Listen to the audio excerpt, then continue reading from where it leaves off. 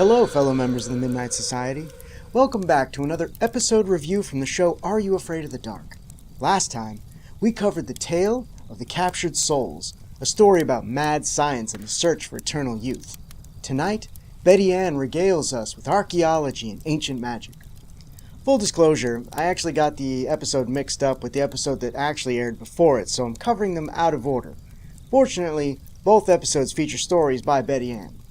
Submitted for the approval of the Midnight Society, I call this Season 1, Episode 9, The Tale of the Sorcerer's Apprentice. We open on the Midnight Society following Frank to an unmarked grave in the woods. Everyone speculates what could be buried there until a skeleton pops out of the grave. The prank, perpetrated by Frank and Kiki, is highly effective, sending the others fleeing in panic. Now, me personally, I wouldn't have ran because, well, I wouldn't have been there to begin with. What's that? You guys want to go check out an unmarked grave in the woods? Have fun. Kristen and Eric are particularly upset about the prank, and, well, knowing that Eric practically wet himself over it just makes it that much sweeter. I wasn't that scared. Gary gets the meeting started so that Betty Ann can begin her tale. Her story opens up on a very familiar-looking clock tower. She says that her story takes place today but began long ago, and then a caption appears that says Linden High, 1966. Wait a second. A story that takes place in two time periods and features a building that looks like the Hill Valley Clock Tower? Is Betty Ann just retelling Back to the Future?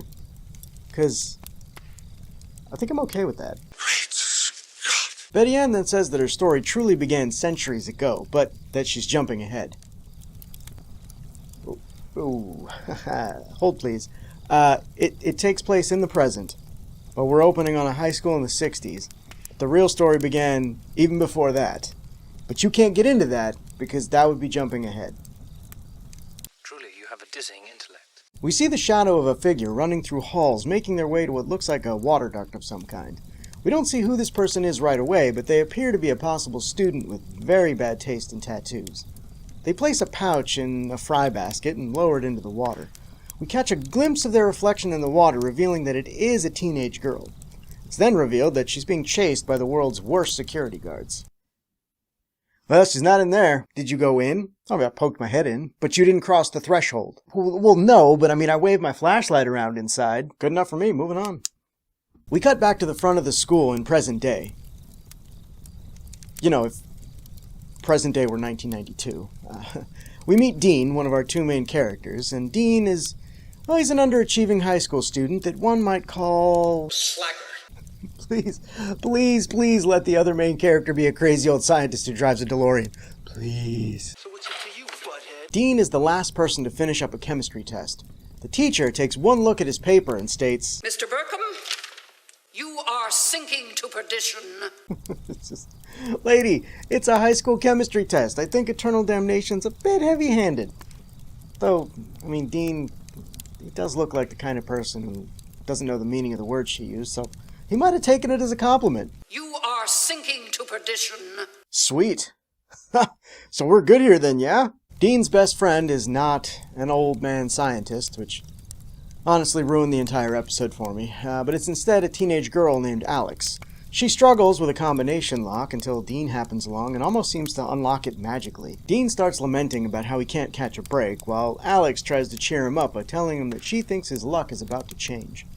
We then cut to Dean and Alex in World Cultures class, where they have a special guest lecturer, a famous archaeologist named Dr. Oliver. Archaeology, the study of historic or prehistoric peoples. Pretty sure she's evil. Mr. Avil? Evil, actually. Dr. Oliver explains what archaeology is, using some ancient props as visual aids. The high priests of Babylon used this golden dagger to cut out the hearts of slaves. $20 says she's evil. She pulls out a scepter with a snake head on it that looked like it had been curb-stomped. She tells everyone that the staff once belonged to a goth. That can't be right. That can't be right at all. Belonged to a sorcerer, and his name was Goth. I can feel him running through my veins. He's still in me. The doctor explains that Goth enslaved thousands to carry out his evil bidding. Being his servant can bring fortune, but crossing him will bring your destruction. Of course, we don't believe in such silly things today, do we? This lady is so f***ing evil! After class, Alex ridicules the story of Goth, but it's clear that Dean found it quite intriguing. Alex goes to the library while Dean heads back to the classroom where Dr. Oliver encourages him to touch the artifacts. Because, you know how archaeologists are about their ancient artifacts. Please, put your hands all over them. Anyway, Dean picks up the derpy-looking scepter and reenacts the scene from Aladdin. You know the one, where Jafar hypnotizes the Sultan with his snake staff. Okay, that sounded dirtier than I intended. You will order the princess to marry me. I will order the princess to... But you're so old. Now, clearly under the influence of Goth's scepter, Dean makes his way into the school's basement. There's a lock on the basement door that Dean opens with a single touch, and after his earlier lock exploits, I'm left wondering if it was magic this time, or if Dean just has like a particular set of skills that he wasn't aware of. Skills that make me a nightmare for people like you. In the basement, Dean retrieves the fry basket from the water duct that we saw in the opening scene. Which is, it's rather impressive that it was never found previously in all that time. It's not like it was sealed up or anything, right? Just dropped into a large opening that's only partially filled with water on like 2 feet of chain. Anyway, Dean retrieves the pouch from within the basket. We cut to another day in chemistry class where Dean has basically turned into Peter Parker from Spider-Man 3. The teacher starts the class on another test, but Dean has other plans. He approaches the front and basically Jedi mind tricks her into giving him an A on his blank paper. I don't know a kid alive that wouldn't kill for that ability in school. So, hashtag Team Goth. He's still in me.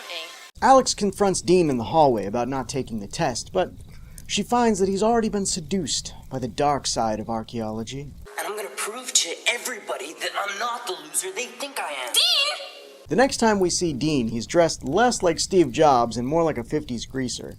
Alex sees him stealing acid from a cabinet in the chemistry room, and, well, his reaction is priceless. That is the most cartoon villain you can get in a live-action TV show. Alex follows Dean down into the basement, past the waterfall. Wait, what? Why is there a waterfall in the basement of this school? I could see if it was relevant to the plot, but it's shown twice and never mentioned. It's gonna bug me. It really is. And if you were expecting me to insert some kind of a "don't go chasing waterfalls" pun, please know that I'm better than that. Okay? Not really. It was like the first thing that popped into my brain, and I've had to use all my restraint not to say something, so you're welcome, okay?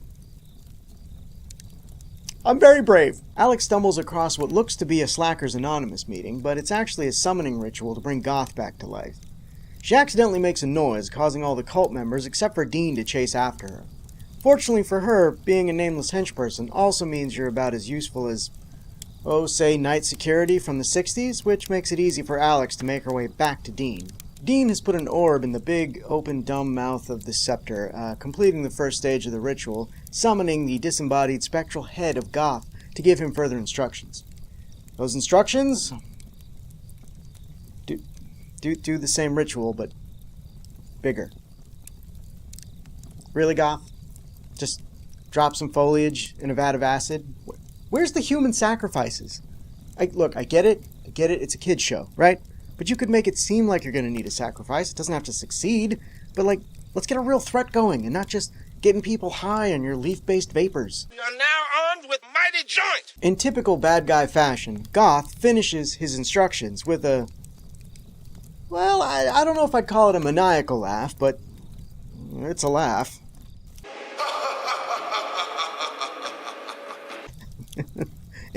Is he on the toilet or at knife point? Whatever is happening on his end looks very uncomfortable. Once again, Alex makes a noise alerting Goth and Dean to her presence.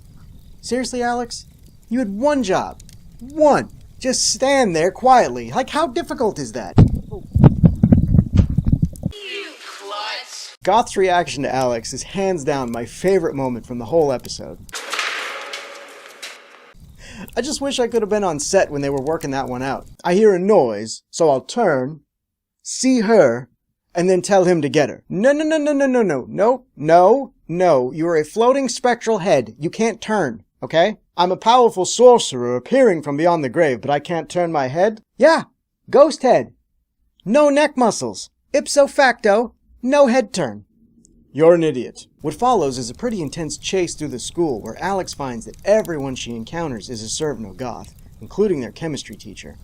She flees to the auditorium where she runs into Dean, who starts villain monologuing. Goth has given me the power, and I'm using it to bring him back. Alex pleads with Dean, stating that she knows this isn't the real him, and for a moment, it appears to work. But Goth's sway is just too powerful, and Dean instead lets Alex go, though with the warning not to get in his way. Then, two things happen that completely undermine his threat. First, he runs out the door like a weirdo. Who runs with their arms directly at their sides? Best guess? Dean normally runs like he's Steven Seagal, but didn't want to be caught on camera like that.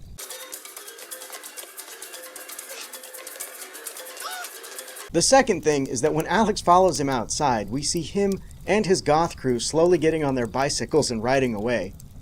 Real scary. Look, I get that they're in high school, right? But couldn't you have made one of the kids older and have a car? Or, I don't know, just have her come outside and they're nowhere to be found. We cut to night where the Goths have been followed to a building by Alex. She sees them rolling out large barrels of acid. Okay. Time out. They're on bicycles. How are they transporting these barrels back to the school on bicycles? You know, all this could have been fixed if one of them had a car or a truck. There's a kid driving the car! The gang catches Alex spying on them, and rather than dispatch her, Dean tells them to put her in the van. Wait, when the hell did they get a van? A moment ago they all rode up on bikes, and now suddenly they have a van? Why not just have them leave the school in the van? Stop hurting my brain, story! We cut back to the Midnight Society, where everyone speculates what will happen to Alex. Betty Ann assures everyone that Alex is resourceful. Oh, thanks, Betty Ann. Spoilers. Back in the story, Team Goth goes to a room that's been sealed for the last 25 years. There's a story about a student who went insane in the room, making it the perfect place for Goth's resurrection. I'd probably gone with the cafeteria personally. I mean, Goth's probably gonna be hungry after hundreds of years, and I mean, let's be honest, that's where the snacks are. Hope you like Italian. Dean starts the ritual, but has to leave Alex unguarded. She tries to escape the room, but finds the door locked. In a last-ditch effort, she removes the orb from the snake scepter, but it doesn't stop the ritual, and Goth rises from the fumes. Goth demands Alex bow before him. She refuses and throws the orb into the acid, which doesn't affect Goth, but it frees Dean from his control. Dean tries to help Alex, but Goth stops him with his magic. Goth turns his head to scold Dean, revealing that he is clearly wearing a bald cap, and suddenly the no neck turn policy from earlier makes a lot of sense. Dean tells Alex to dump a nearby barrel of chlorine into the acid. She does this very, very slowly. And Goth, just lets her. I mean, you stop Dean in his tracks with your magic. Just do the same to her. But instead, he just makes threats about what he's going to do to her eventually. Fear not, the pain will not last long. Alex dumps the chlorine into the acid, vanquishing Goth. Dean apologizes to her and realizes that he knew how to defeat Goth from what he learned on his chemistry exam, so maybe he's not hopeless after all. Alex, Dean, and the other students all leave the room while the camera pans over to the snake scepter that everyone apparently forgot about, and then this happens. I'm afraid we failed. See, I told you she was evil. Boom! You owe me $20.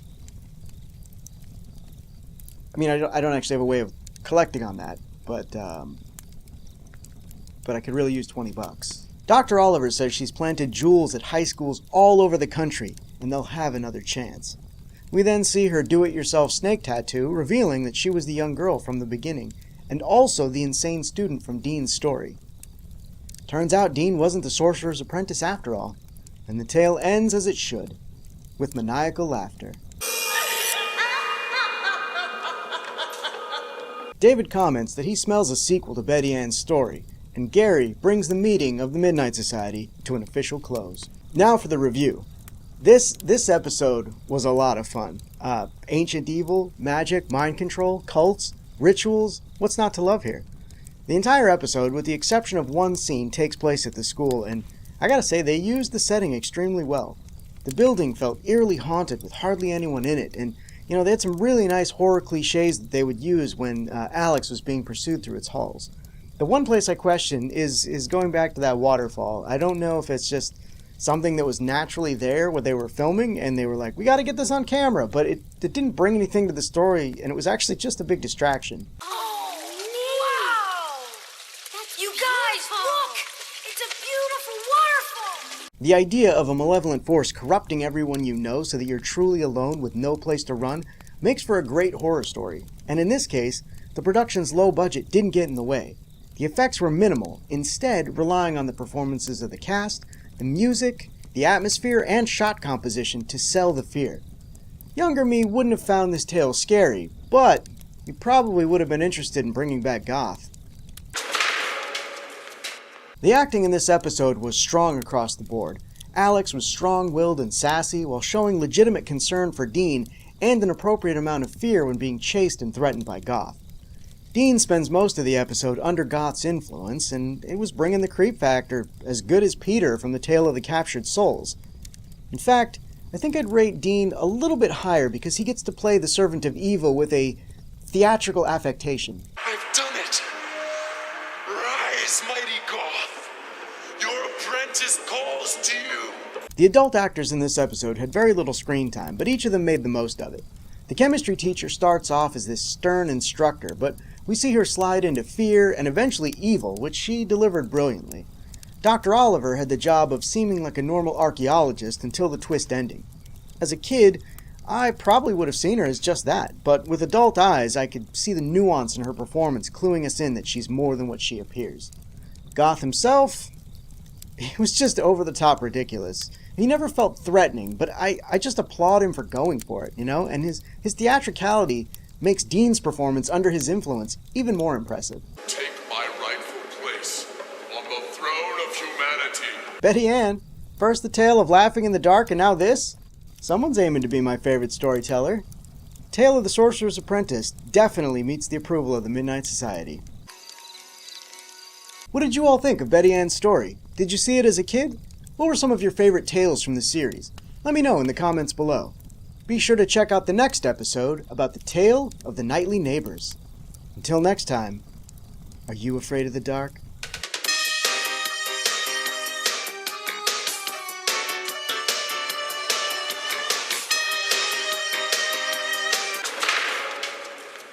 Thanks for watching, everyone. If you enjoyed this video, please consider giving it a like and a share. Be sure to subscribe and click that bell icon to be notified when more Midnight Society episodes go up. And be sure to check out some of the other shows we have on the channel. You might find something else that you like.